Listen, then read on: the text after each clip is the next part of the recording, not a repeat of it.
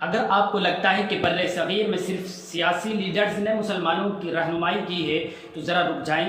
آج میں آپ کو بتانے والا ہوں ایک ایسے شخص کے بارے میں جنہوں نے نہ صرف دین کا علم پھیلایا بلکہ ایک پورے اسلامی تعلیمی انقلاب کی بنیاد بھی رکھی ہے۔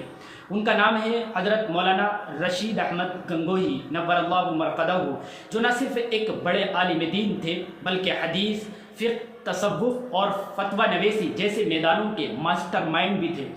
1829 عیسوی ایک چھوٹا سا قصبہ گنگو، سہارنپور، یو پی، یہ وہی جگہ ہے جہاں پیدا ہوتے ہیں حضرت مولانا رشید احمد، جو آگے چل کر گنگوہی کے نام سے دنیا میں مشہور ہوئے۔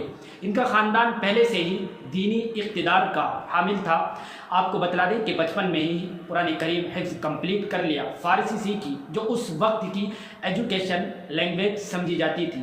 پھر آپ گئے دہلی، اس زمانے کا کیمبرج اور بر صغیر کا علمی دارالحکومت یعنی راجدھانی۔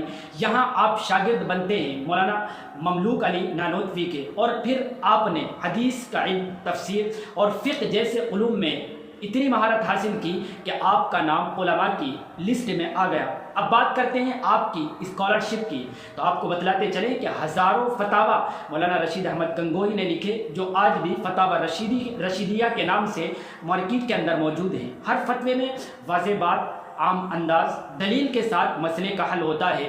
آپ کی خاص بات یہ تھی کہ آپ شدت پسند نہ تھے، ان کی فقہ میں اعتدال تھا، حکمت اور عوام کی سمجھ کے مطابق جواب بھی ہوتا ہے۔ اب آتے ہیں ان کی سب سے بڑی لیگیسی پر، دارالعلوم دیوبند۔ یہ انسٹیٹیوشن آج بھی دنیا بھر کے علماء تیار کر رہا ہے، اور حضرت گنگوہی نور اللہ مرقدہ اس کے بانی ارکان میں سے تھے۔ آپ نے اس ادارے کا سلیبس یعنی نصاب، اصول اور عملی ڈھانچہ تیار کرنے میں بڑا کلیدی کردار ادا کیا ہے۔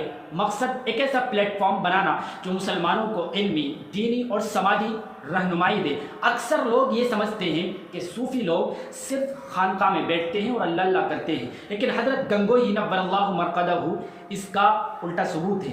وہ چشتیہ صابریہ سلسلے کے بہت بڑے شیخ تھے۔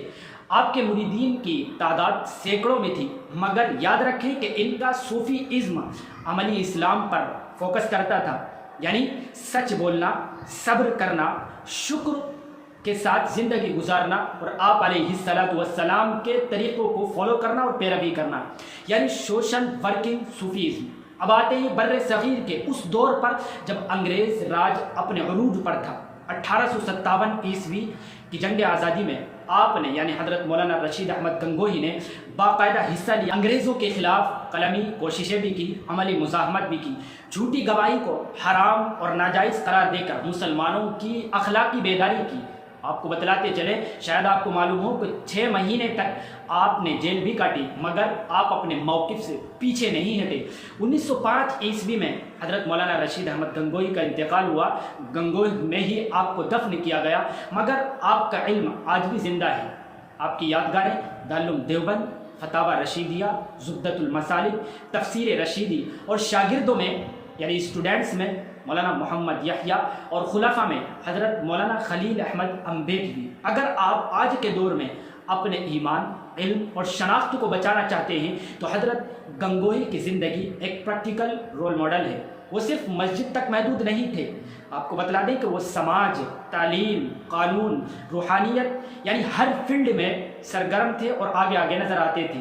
یہی ہے اصل علماء کی قیادت۔ اگر آپ کو لگتا ہے کہ دین صرف رسومات کا نام ہے تو یاد رکھیں کہ حضرت مولانا رشید احمد گنگوہی کی بایوگرافی آپ کو بتائے گی کہ دین ایک کمپلیٹ لائف سسٹم ہے۔ اللہ تعالیٰ سے آخر میں دعا ہے کہ آپ کے علم و عمل سے ہم سب کو فیض حاصل کرنے کی توفیق عطا فرمائے۔ ملتے ہیں انشاءاللہ نیکسٹ ویڈیو میں کسی نئی شخصیت کے ساتھ۔